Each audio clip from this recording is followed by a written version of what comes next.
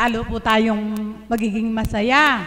Malapit na po ang ating hinihintay na anniversary. Malapit na po yung ating umpisa ng nobinaryo. Sana po lahat tayo ay naririto. Nandito po ba tayo? Ay, salamat po. Kahapon po ang facilitator ay yung aking kaibigan na si Tita Bioli. Nung marinig ko po yung kanyang tema, halos kamukha din po nung aking nasa isip na sabihin ngayon. Kaya sabi ko po, ang mga alagad talaga ay iisa lamang. Ang mga damdamin sa mga iniisip. Di po ba? Amen po ba doon? Napakasimple lang po ng aking magiging tema. Yung kung bakit tayo inakay at kung paano tayo inakay dito ng Ama. At bilang pag-akay sa atin, nung itinuring natin umakay, ay ibigay natin yung ating pasasalamat sa Kanya. Di po ba marapat lamang po na pasalamatan siya? Di po ba? Ang una ko pong tatawagin upang magbigay ng, alam ko po na sa araw-araw na pakikipag-ugnayan niya sa Panginoon, napakaraming bagay ang isinisilig sa kanyang isipan upang ipabatid sa ating lahat. Mga magagandang aral mula sa kanya, tinatawagan ko po ang aming Mami Maris.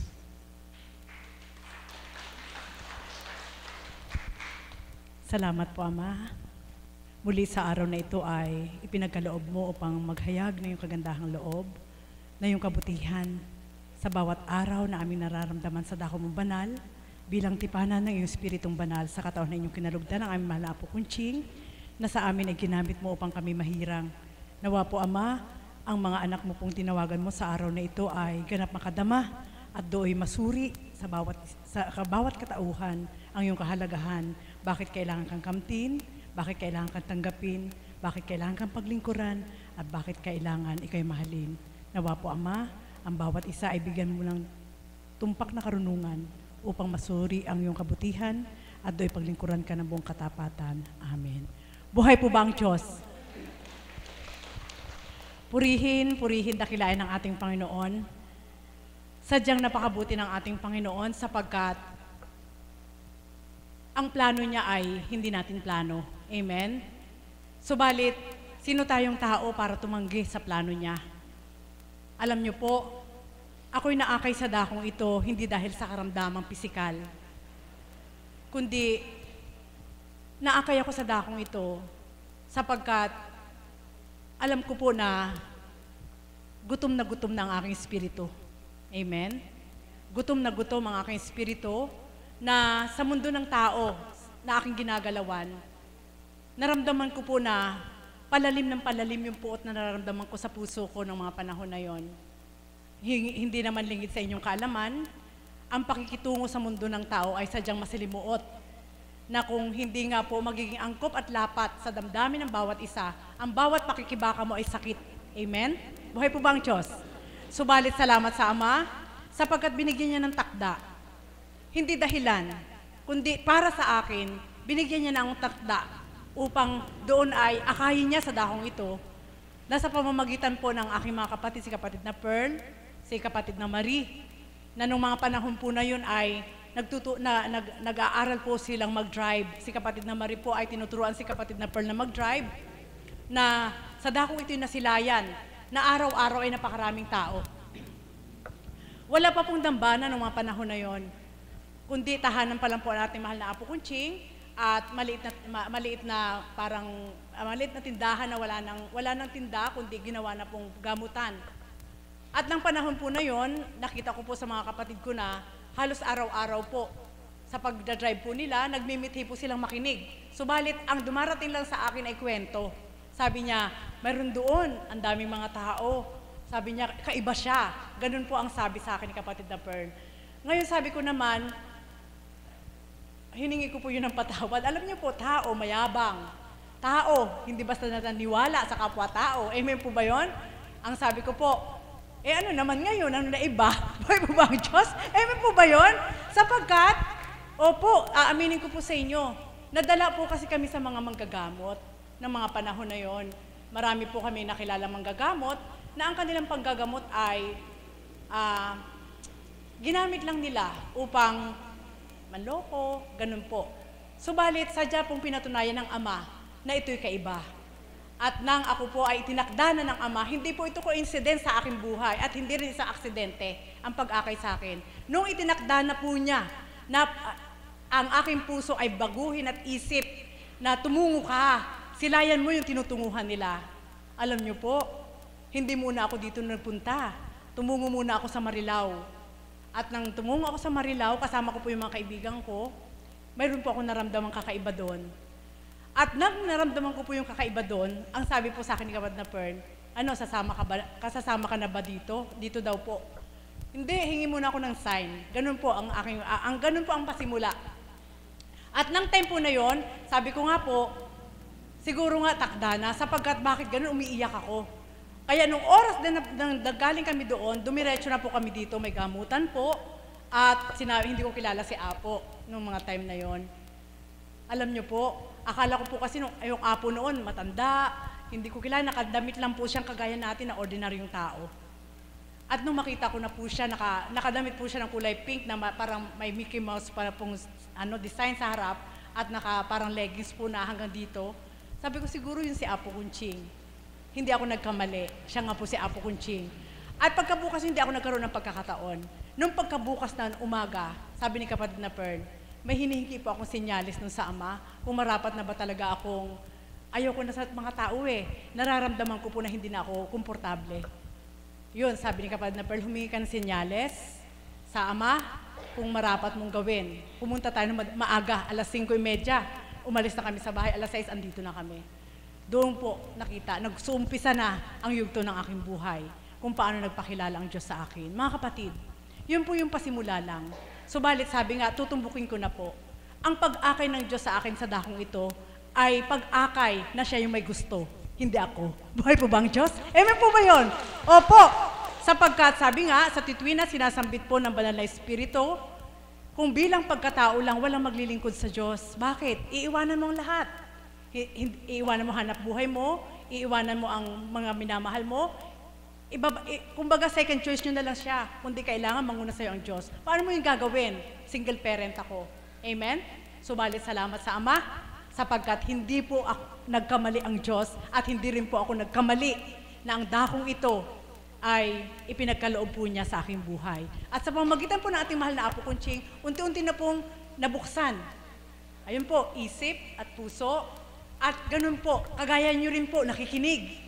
Bawat nagbabahagi nakikinig ng mga panahon po na kami hinirang, nakikinig din po kami. At bawat pakikinig, maraming nababago. Unti-unti, nababago po sa pagkatao. At ito na po, magsasampung taon na po ako sa dakong ito bilang alagad.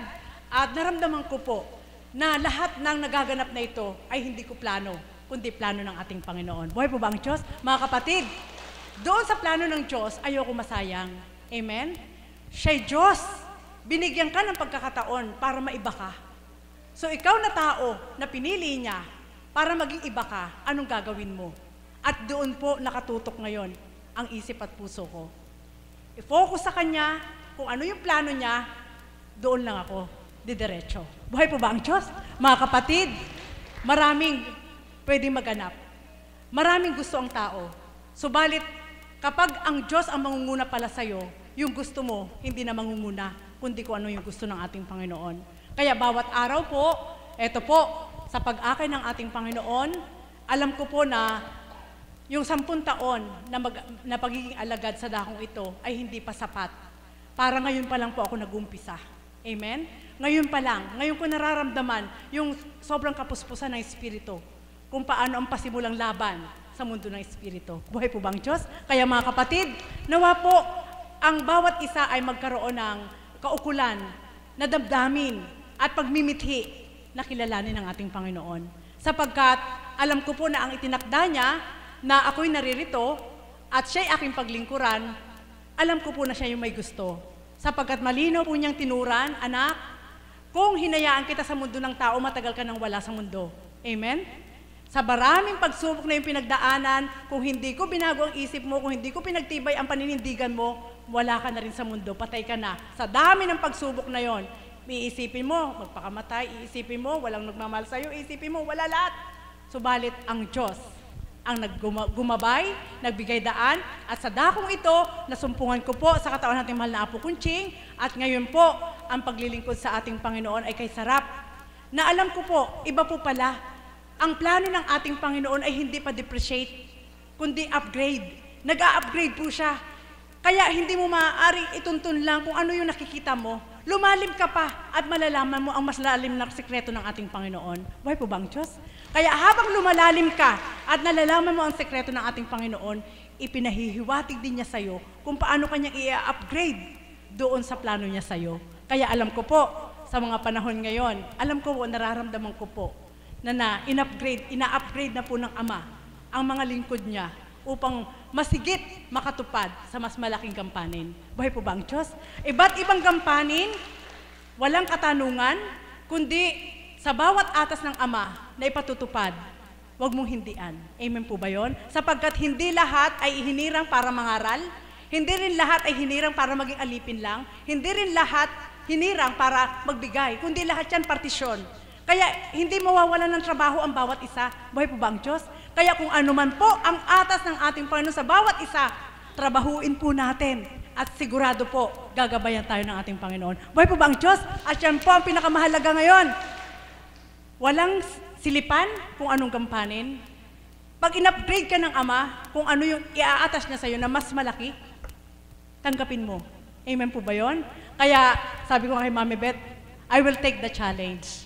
Alam ko po, nararamdaman ko po sa puso ko na sa susunod na mga taon, maraming masisilayan na mas magaganda pa. Kaya sabi ko sa Ama, Ama, ikaw ang aking lakas, ikaw ang aking sandigan, ikaw ang may plano ng lahat na ito sa aking buhay. Kaya hindi ako kailanman bibitaw sa'yo. Nasasaktan man ang puso ko, ng tao, subalit ito'y parang hangin lang na dumadampi at hindi nananahan. Hahawak ako sa'yo sapagkat walang ibang kakampi na habang panahon ay makakasama kundi ikaw lamang. Mga kapatid, ito po yung iwanan ko po sa inyo. May panawagan sa inyo ng karamdaman, may panawagan sa inyo na may problema, gisingin po natin ang ating isip at diwa. Gumising po tayo sapagkat yung panawagan na yan ay hindi isang aksidente. Pagkatok na po yan ng Panginoon sa anumang paraan, huwag na nating hintayin pa na may mas baganapang mas malala. Pagkatok na po yan ng Panginoon, sabi ng Panginoon, hindi ka makuha sa ganito ha, kuhanin kita sa ganito.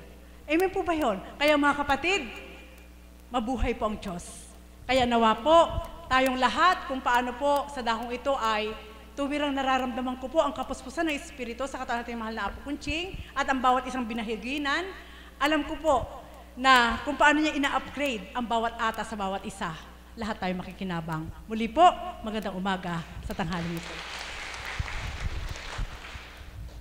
Malinaw po yung narinig natin sa ating Mami Maris kung paano siya inakay ng Panginoon at yung plano sa kanyang buhay. Narinig po ninyo na kung hindi siya inakay dito sa lugar na ito, baka wala na po. Katulad din po naming lahat na alagad at kayo rin pong mga naririto. Yung pag-akay po sa atin ng Ama. Napakaswerte po natin na nandito tayo, mabubuksan tayo, makikinig tayo sa araw-araw na pagtungo natin dito, maririnig natin yung mga mensahe ng Banal na Espiritu sa pamamagitan ng mahal na Apo Kunching. Yun lamang po ay number 1 na po na dapat nating pakaliniin, pakinggan ng mainam. At ang aking pong susunod na tatawagin ay ang mag-aalay po ng isang awit.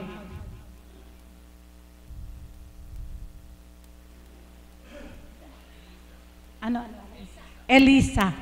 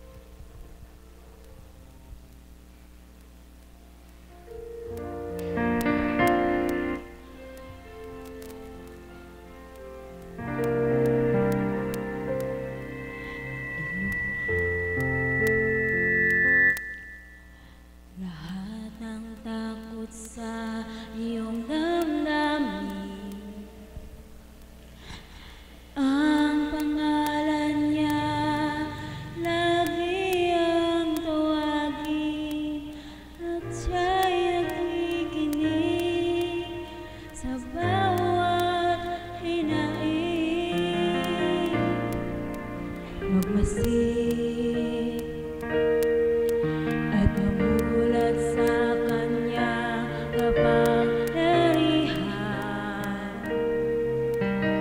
Nabatid ba'y na siya'y naglalaan, patuloy na naghahatid ng tunay na kalayaan.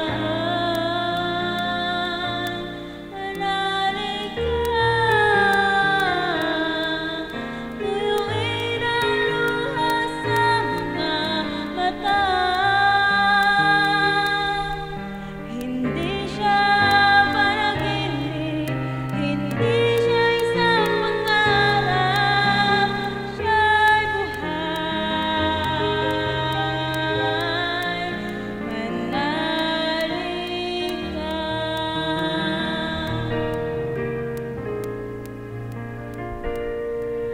At ngayon, tila walang mararating na bukas, ngunit kung siya'y hayaang maglandas, pag-asa ay muling mabibigkas. Manalig ka, tuyuin ang luha sa mga mata. Hindi siya natutulog, hindi nakakalimot kay Jesus. Manalig ka.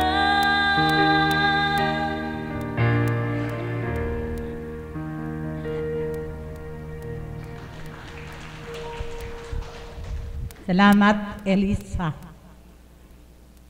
Manalig ka. Ang susunod ko pong tatawagin ay ang ating kapatid na Berhel.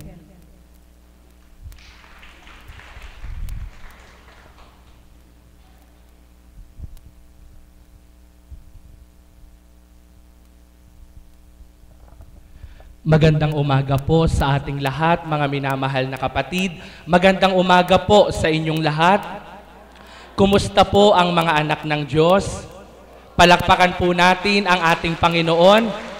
Sa muli po, isang espesyal na araw na ipinagkaloob niya para sa bawat isa upang sa dakong banal niya ay maramdaman natin ang wagas at tapat na pag-ibig niya. Mapakinggan natin ang mga salitang banal niya. At higit sa lahat po ay makamta natin ang hiwagang ipagkakaloob niya sa bawat anak niyang sa araw na ito ay tunay na inakay niya. Palakpakan po natin ang ating Panginoon. Ang ating pong dakilang Ama ay napakabuti at napakadakila. Iba't ibang kaparaanan po ang kanyang ginagawa at ginagampanan upang tayong mga kanyang anak na minamahal ay tuwiran niyang maakay tungo sa pagbabagong buhay. Bawat isa pong katauhan na ngayon ay nakaluklok sa mga upuan, may iba't iba pong kaparaanan kung bakit sa araw na ito tayo pong lahat ay naririto. May mga tao pong inakay sa araw na ito, taglay po ang iba't ibang uri ng karamdaman. Karamdamang pisikal, karamdamang espiritual, ang iba naman po'y may mga pagsubok at mga pinagdaraanan sa buhay. At mapapalad po sa araw na ito ang mga anak ng Ama na inakay niya na ang tanging layunin sa pagtungo sa araw na ito ay ang marinig ang mga aral niya at ganapdamhin ang pagmamahal niya, mapuri at mapasalamatan siya. Subalit, sa araw po na ito, iba't iba man ang kadahilanan ng sa atin ay pag-akay. Kung tayong lahat po ay magiging tapat ang kalooban, tayo pong lahat ay uuwi ng mayroong kagalakan. Palakpakan po natin ang ating Panginoon. Bagamat ito po'y naibahagi ko na, subalit sa kapakanan po ng mga ngayon pa lamang po naririto upang matugunan ko po ang temang pag-akay. Sa mga hindi pa po nakakaalam, ako nga po ay pumasok po sa loob ng seminaryo upang gugulin ko po ang 10 hanggang 12 taon sa loob ng seminaryo upang matupad ko po ang pangarap ko na maging isang ganap na pari. Subalit ang plano ng Diyos ay hindi plano ng tao. Ang plano mo bilang tao, kung minsan may ibang plano ang Diyos para sa buhay mo. Kaya ang 10 hanggang 12 taon ko po na dapat ilagi sa loob ng seminaryo, nagkaroon po ako ng iba't ibang pagsubok na pinagdaanan, nagkaroon po ako ng karamdaman na hindi po kayang ipaliwanag ng mga nag-aral, nagkaroon po ako ng pagkainip sa aking mga pamilya, na ito po ang naging dahilan kung bakit ako po'y nalabas ng seminaryo, na ang 12 taon dapat sa loob ng seminaryo ay inabot lamang po ako ng 12 araw. Sa pagkalabas ko po ng seminaryo, gumuho po ang lahat ng pangarap ko. Nawalan po ako ng pag-asa sa buhay, sapagkat ang akala ko po noon, pinangarap ko, binigo ako ng Diyos, hindi ako mahal ng Diyos at hindi ako mahalaga sa Diyos. Subalit alam niyo po mga kapatid, ang lahat po pala ng nagaganap sa ating buhay ay pinagiging dapat at pinahihintulutan kung yaon ang magiging kaparaanan upang maakay kanya sa pagbabagong buhay. Palakpakan po natin ang ating Panginoon. Hanggang sa dumating po ang araw na iba't ibang sakit na po ang aking nararamdaman, namamanhid po ang aking dibdib, namamanhid po ang aking ulo, namamanhid po ang partes ng aking mukha pati ng aking mga kamay. Iba't ibang hospital po ang aking tinunguhan.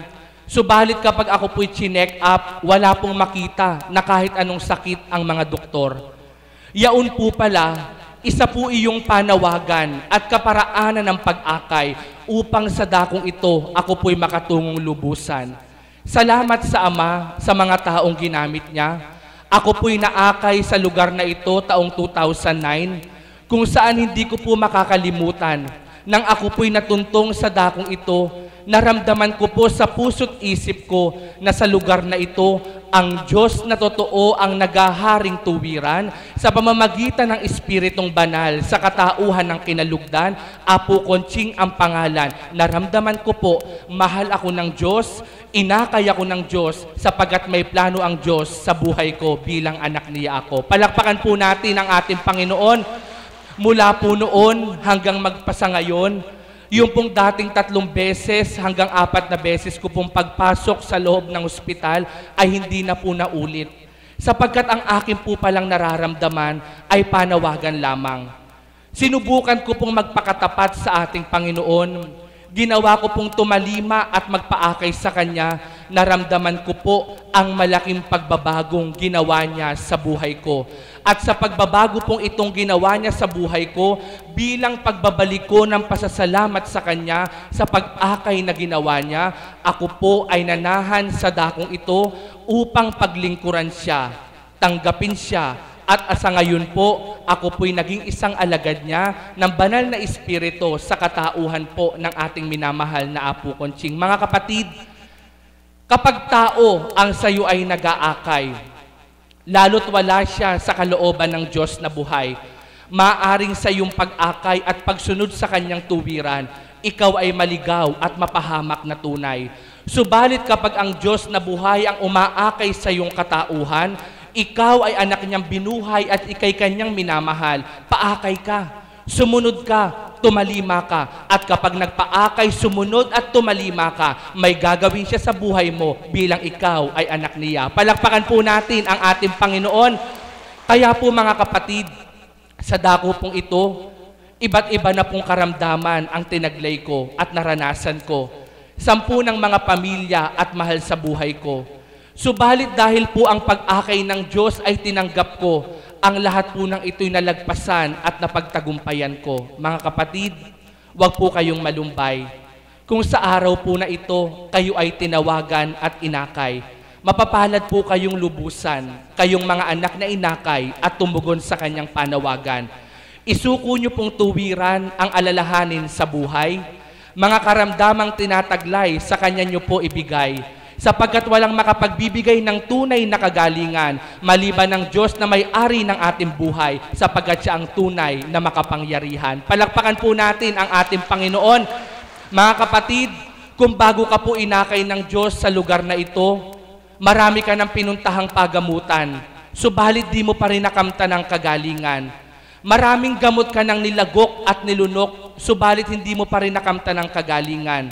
Ganun pa rin ang iyong nararamdaman. Mga kapatid, ito po ang araw. Inaakay ka na ng Diyos na buhay. Paakay ka. Baka ang di mo nakita, nadama at naramdaman sa iyong mga tinunguhan at sa mga ginawa sa iyong katauhan, ang Diyos lang pala ang siyang makapagbibigay. Mga kapatid na minamahal, yamang tayo inakay at ganap tinawagan, buksan natin ang isip at kalooban. Maging tapat ang ating pusong tinataglay, pagluwal ng kinalugdan bilang Apo Conching ang pangalan, matama nating pakinggan salitang banal na niluluwal. Kung magiging tapat ang puso't kalooban, kikilos ang amang mahal, kapangyarihan niya'y gagalaw. Bawat isang katauhan nakikinig na tuwiran, uuwi ng may kagalakan, ang pag-akay sa araw na itong kanyang ginampanan, magbubunga ng pawang mainam. Tara po, inakay kayo, nagpaakay tayo, manalig tayo, may gagawin ang Diyos na totoo. Maganda umaga po at maraming salamat. Malinaw po, di po ba? Mapakalinaw ng mga ipinaliwanag ng ating kapatid kung papaano siya inakay ng Panginoon sa dakong ito. Ngayon naman po, ang susunod kong tatawagin ay ang aming guro. Maghahandog po siya ng isang awitin.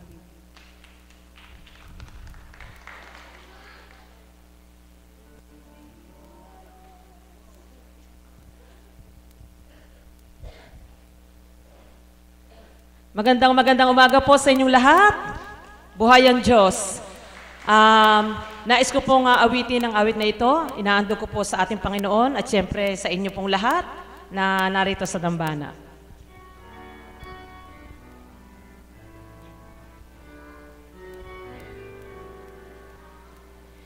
I love you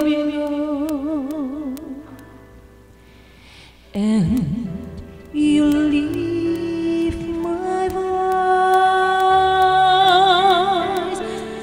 to worship you.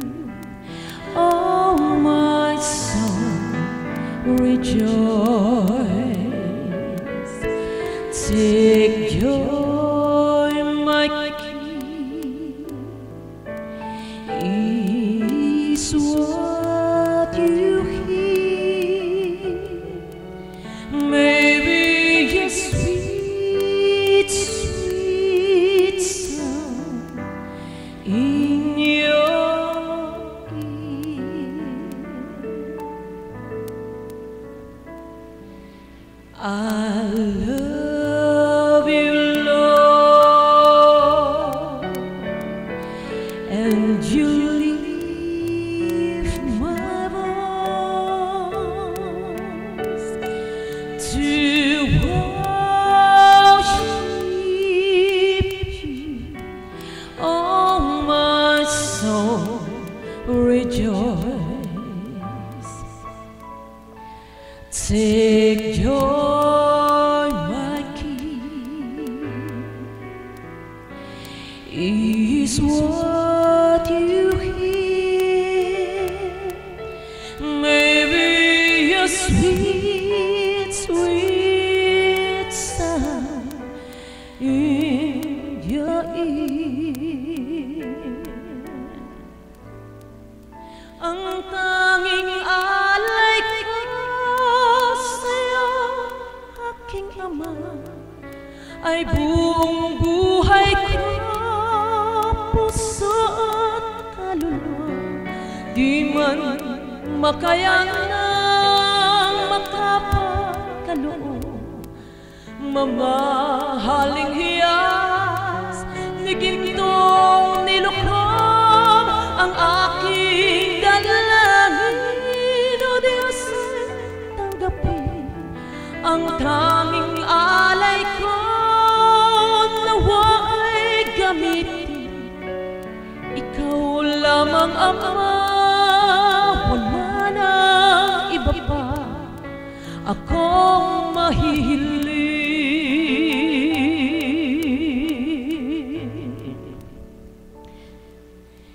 Ikaw ang nagturo ng tamang landasin sa puso at aking damdamin. Dinggin ang papuri sa bawat dalangin, dahil sa'yo lupa man ay langit na rin. Sa'yo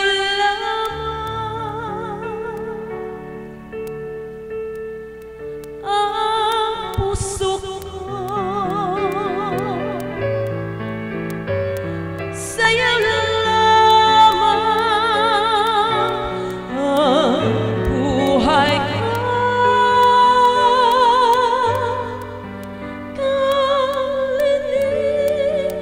Kalinisan, pagdaralita,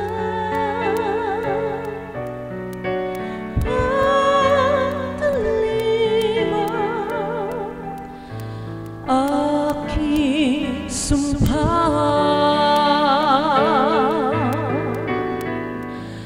I love you, Lord, and you leave my voice to worship you. Oh, my soul, rejoice. Take joy, my King, is what you give. Maybe a sweet, sweet sound in your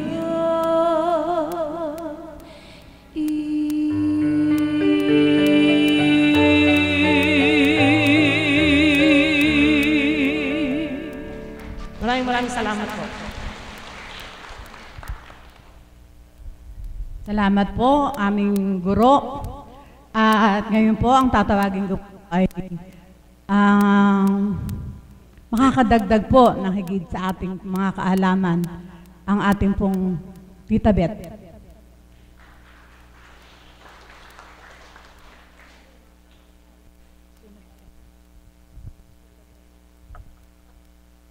Magandang umaga po sa inyong lahat. Natatawa po ako kasi po tema po ito kahapon, di po ba? Nakinig ba kayo kahapon? Tema po ito kahapon, kaya naibahagi ko na po sa inyo kung paano ako inakay ng Panginoon. Tandaan niyo po ba yung pagpapahayag ko na naakay ako dito, unang-una dahil sa karamdaman ng apo ko na mayroong sakit sa balat, na halos balot ng sugat ang buo niyang katawan at sa kapangyarihan ng Ama, kumilos siya, gumawa siya ng kaparaanan para makarating siya dito at yun ang naging panimula ng aking araw-araw na pagpunta dito sa dambanang ito. Ginawang kaparaanan ng Ama ang aking apo upang ako ay maakay niya. Yamang alam nyo na po yung dahilan kung paano ako nakarating dito. Ang bibigyan ko na lamang po ng halaga, bagamat medyo tataliwa sa tema, ay kung paano natin pagpapahalagahan ang pag-aakay na ginawa sa atin ng Ama. Amen? Ang pag-aakay po na ginawa ng Ama sa akin, sa iyo, sa ating lahat, ay hindi isang aksidente. Amen? Ito po ay sadyang pinlano ng Diyos na dumating yung takda na ikaw ay akayin na niya. Alam niyo po, bago po tayo naakay ng ating Panginoon, masyado pong naghirap ang kanyang kalooban. Masyado po siyang nagbigay ng sapat na panahon upang tayo ay mahanap niya at maakay niya sa punto ng buhay natin na sobra ka na. Sobra ka na. Ikaw, Elizabeth, sobra ka na. Kaya tama na yan, mga ginagawa mong kamalian, paglabag sa aking kautusan, aakayin kita at ikaw ay aaralan ko upang ang mga maling ginagawa mo ay magkaroon ng katuwiran. Alam niyo po, naibahagi ko na rin po ito na ang pag-aakay na ginawa sa akin ng Panginoon, sabi ko nga po ay, ayun po, tingnan niyo po yung rebulto ng Good Shepherd. Ganun po ang ginawa sa akin ng Panginoon na nung una. Katulad po ako ng 2 tupang maliliit, nakikita niyo po ba? Na walang direksyon kung saan pupunta. Na lumaki ako katulad po ng 2 lumaki na, palinga-linga. Hindi pa rin alam kung ano ang pupuntahan, kaya kumilos na po ang ama. Inakay niya ako, binuhat niya ako, at niyakap na po niya ako sa kanyang mga bisig. Palakpakan po natin ang ating buhay na Diyos. At ito po yung nais ko pong pahalagahan. Kung papaano ako pinaghirapan ng Panginoon sa pag-aakay sa akin. Sana po naman na ito ay mabigyan ko ng kahulugan. Kasi nga po, tulad po ng lyrics ng awitin, minsan ka lamang po tayong aakayin minsan lamang akong dadaan sa daigdig na ito. Kaya ano man na mabuting gawin, gawin na natin. At kung tayo naakay na, huwag na nating pabayaan na muli tayo ay mawalay sa Kanya. Sapagkat napakasarap po pala. Naririnig ko po itong lagi sa ating mahal na Apo Kunching na napakasarap mabuhay sa piling ng Espiritong Banal. Bakit po? Sa pag-aakay na ginawa sa atin ng Panginoon at tayo naman ay nagpaakay sa Kanya, magkakaroon na po ng katahimikan yung isip nyo. Amen? Na kung dati ang isip mo ay naguguluhan sa maraming bagay na nakikita mo sa kapaligiran, kapag inakay ka na ng Panginoon, bigyan natin ng kahalagahan, sapagkat pagpapahalagahan tayo ng Panginoon, bibigyan po tayo ng kapayapaan. Ito po ay tanda na ikaw nga ay naakay na ng Panginoon. Subalit kung sinasabi mong naakay ka nga, subalit magulo pa rin yung isip mo, makiklaim mo na ba na inakay ka na nga ng Panginoon? Hindi pa, sapagkat meron pang kaguluhan sa iyong kaisipan. Isa pa po, sa magandang benepisyo ng pag-aakay ng Panginoon, magkakaroon na po ng kagalakan yung puso mo. Amen? Bakit po? Kasi po, nakukontento ka na Meron ka ng tinatawag na contentment. Ano man yung meron ka, maliit man ito o gaano man kalaking ito, may gala ka na sa puso mo kasi meron ka ng contentment. Unlike kung hindi ka pa naakay sa Panginoon, masyado kang sakim.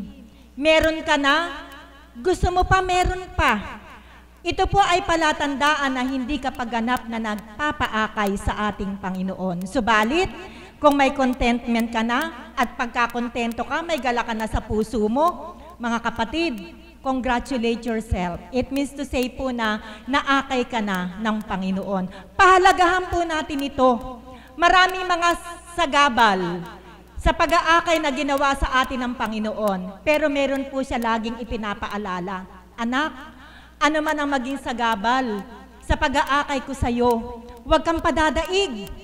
Ipaglaban mo ako sapagkat mabibigo ako sa pag-akay ko sa iyo kung ang lahat ng mga sagabal sa pag-akay na ginawa ko sa iyo ay madidistra ka. Dapat po, dire-diretso. Maraming mga sagabal. Ito po ay tahasan kong sasabihin sa inyo na ang sagabal, yung pang mga taong hindi mo dapat maging sagabal. Amen? Amen ba, Tita Lucy? Naku, si Tita Lucy nakakunot ang noo at humihiyaw ng amen. Totoo po yun. Sa pagsusumikap mo na makasunod ka at magpaakay ng diretso sa Panginoon, nakakalumbay. Mga tao mismo sa kapaligiran mo ang magiging tinik doon sa daan na dadaanan mo. Pero mga kapatid, huwag kayong pa-epekto. Huwag kayong pa-epekto. Pilit mong ipaglaban ng Panginoon. Gaano man kalaliit o kalalaki yung mga tinik na dadaanan mo, ang lagi mong iisipin, may Panginoon na mag-iiwas at maghahawa ng landas upang hindi ka madaan sa tinik na dinadaanan mo. Amen? Palakpakan po natin ang ating Diyos na buhay. Alam niyo po, ito po'y napagnilayan ko. Yung palang mga tao na nagsisilbing tinik sa pagsusumikap mong magpaakay sa Panginoon, Napagnilayan ko po ito eh. Huwag mong papatulan. At ito pala'y dapat mo pa palang pagpasalamatan, Mother. Bakit? Sapagkat sila yung ginamit ng Panginoon para maging matatag ka. Kaya nakakaawa sila. Ginamit lang sila ng Panginoon para magpakatatag ka. Kasi sinong gagamitin? Kung walang kapwa mo taong gagamitin, sino gagamitin ng Panginoon para patunayan ang katatagan mo? Natural, gagamit siya ng kapwa mo tao. Minsan nga yung mga mahal mo pa sa buhay, yung iniisip mo na magiging support mo sa ginagawa mo, kung minsan sila pa yung magagamit. Huwag po pala natin silang papatulan. Kundi ipanalangin natin sila na ang Panginoon ay magtagumpay din sa paggamit sa kanila upang magamit sa aking pagkatao upang tahasan akong magbago. Amen? Mga kapatid, napakasarap, mapalad ang bawat isa sa atin na nagpaakay na. Tanungin niyo po yung sarili niyo, nagpaakay na ba ako sa Diyos? Pag po yung mga sinabi ko sa inyo kanina, wala pang kapayapaan, walang contentment sa buhay, lagi pang nalulungkot, ganun pa rin kayo, hindi pa po tayo ganap na napapaakay sa ating Panginoon. Pagpahalagahan natin, ang Panginoon po natin kung po pwede lang na gumamit ng, ano ba tawag doon, trompa, para ipagsigawan sa atin na anak, marami na akong investment sa iyo para maakay ka. Pero bakit parang kulang pa, hindi mo pa ako pinapakinggan? Maraming kaparaan ang gagawin ng Panginoon sa ating pag-aakay para sa atin.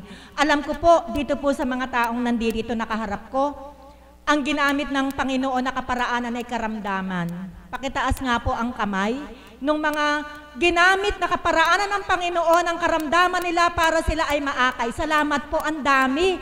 Kaya wag po palang ikalumba yung karamdaman mo. Kundi ang nais ng Ama, pagbatahan mo ito. Ipakita mo sa akin ang katapatan mo at ang karamdaman mo ay pagagalingin ko. Palakpakan po natin ang buhay na Diyos. Meron po ba siyang karamdaman na hindi niya kayang pagalingin? Wala. Bakit hindi gumagaling yung iba sa atin? Kulang ng ganap na pagtitiwala at pananampalataya. Sabi ko nga po sa inyo, mapakagandang comparison nito. Kung ang sasakyan mo yung Toyota, pag nasira, pupunta ka sa mekaniko ng Toyota. Amen? Hindi yung Nissan yung sasakyan mo, pupunta ka sa mekaniko ng Toyota. Walang kinalaman ang mekaniko ng Toyota sa istruktura ng sasakyang Nissan. Kaya kung Nissan ang sasakyan mo tagaroon ng sira, humanap ka ng mekaniko ng Nissan. Huwag kang pupunta sa mekaniko ng Toyota. Kung sinong may gawa, siyang nakakaalam ng kabuuan. Amen? Sino pong may gawa sa katawan natin? Si God. Sinong nag-ugnay-ugnay ng mga buto? Tao ba? Hindi. Sinong nag-ugnay-ugnay ng mga ugat mo? Tao ba? Hindi. Ang ating Panginoon. Pati yung mga laman sa ating katawan, siya ang may likha. Kaya kung ito'y masisira, saan kayo lalapit? Saan kayo pupunta? Hindi ba? Ganun lang po kasimple yun. Kung anong sira na sasakyan mo, kung anong tatak, humanap ka ng mekaniko na kaugnay ng sasakyan mo. Katawan natin, nilikha ng Panginoon, kaya pag ito'y nasira, walang ibang makagagawa, kundi ang Panginoon. Kaya wag niyo pong guluhin ang isip ninyo, na pagka meron kayong naramdaman, pag nakabalita kayo na merong manggagamot sa bundok ng Samat, aakyat kayo sa bundok ng Samat. Pag nabalitaan nyo na merong manggagamot sa bundok ng Tralala, pupunta kayo sa bundok ng Tralala. At kung walang mangyari, saka pa lang kayo lalapit sa Panginoon. Alam niyo po, selos na selos si God. Timutong anak ko na to, akong may gawa sa kanya kung kangay-kanginong nagpupunta at kung walang magawa saka lang lalapit sa akin. Mga kapatid, wag pong ganon. Ano man po yung maging karamdaman natin, una po tayong dumulog sa kanya. Sapagkat siya lamang ang ating dakilang manggagamot. Ang hindi kaya ng tao, kayang-kaya niya. Sabi nga po ng banal na Espiritu ng isang araw di ba? Kung ang bundok kaya kong tibagin, ang dagat kaya kong hatiin, ang lupa kaya kong pagbitak-bitakin, ano pa kaya ang bukol sa katawan mo na hindi ko kayang lunasin, hindi ko kayang tunawin. Walang may kapangyarihan kasi nga po ang ating Diyos ay mayroon tinatawag na omniscient power. Kung natatandaan niyo po ipahayag ko sa inyo, ano po ang omniscient? Yung alam niya, hindi alam ng tao. Hindi alam ng tao kung paano ka pagagalingin, pero siya, alam na alam niya kung paano. Hinatulong ka bang magtapal ng katakataka? Hindi po tao ang naghatol sa inyo. Sa kapangyarihan ng banal na Espiritu, idinatal sa kaisipan ng mahal na Apo Kunching. Kaya kung pagtitiwalaan nyo, katakataka ba na hindi gumaling ang karamdaman mo? Hindi. Sa lahat, ang lahat ay mayroong pagpapakatotoo sa ating Panginoon. Kaya niyang lunasan. Bakit nga po ako gumaling yung migraine ko, hindi naman ako nagtapal ng ikmo sa ulo ko. Ano pong ginawa ko? Katulad nyo, nakikinig lang ako ng aral ng banal na Espiritu. Abay kaya pala sumasakit yung ulo ko, ang dami kong basura sa dibdib ko. Inaalagaan ko yung mga basura na yan, ayaw ko pang itapon. Nang itapon ko, ayun po, nagkaroon na po ng kapayapaan ang isip ko. Kaya papurit pa sa salamat sa Panginoon.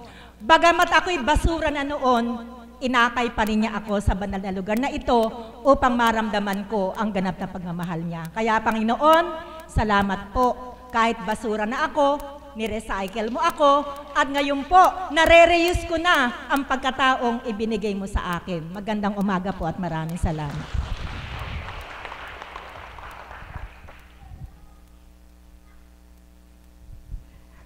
Malapit na pong mapuno yung sisidla nating dala, di po ba?